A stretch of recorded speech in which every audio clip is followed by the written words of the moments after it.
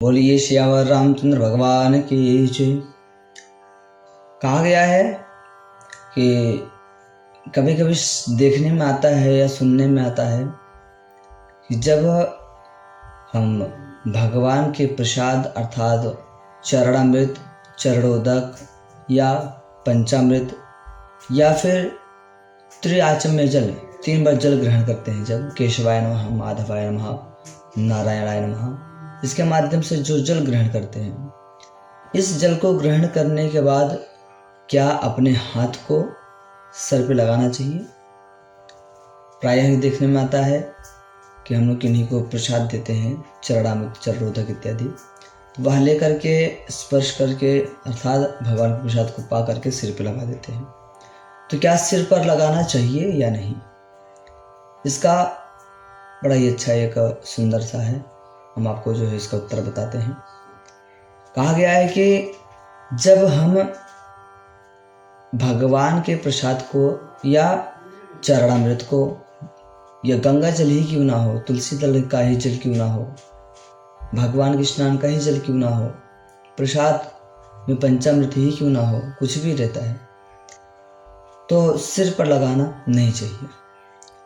प्रायः अगर हो सके, कर सके, तो भगवान के प्रसाद को स्पर्श करने के बाद अर्थात पाने के बाद हाथ को पोंछ ले, और हाथ को पोंछने के बाद कुछ समय बाद हाथ को धुल ले या कोई कपड़े रखें, कपड़े से अपने हाथ को पोंछें सूखने के बाद। यही प्रायः होना चाहिए।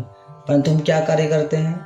हम ऐसा कार्य करते हैं, यदि हम ब्राह्मण के द्वारा, अपने बड़ों के द्वारा प्रसाद को पाते हैं तो उसको ग्रहण करने के बाद अपने सर पर पोंछ लेते हैं और सोचते हैं हमारा हाथ शुद्ध हो गया। हाथ तो शुद्ध कर लिया आपने, परंतु शरीर को आपने अशुद्ध कर दिया, क्योंकि वहाँ पर जूठन हो चुका है।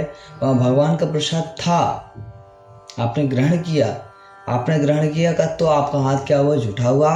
आपको यही होना चाहिए कि आप सबसे पहले भगवान के प्रसाद को ग्रहण करने के बाद अपने हाथ को बढ़िया से सूखने दें या कोई कपड़े रखें आपके पास, जिससे वह अपने हाथ को पोंछ सकें, और जब सूख जाए तो अपने हाथ को धो लें। यही होना चाहिए।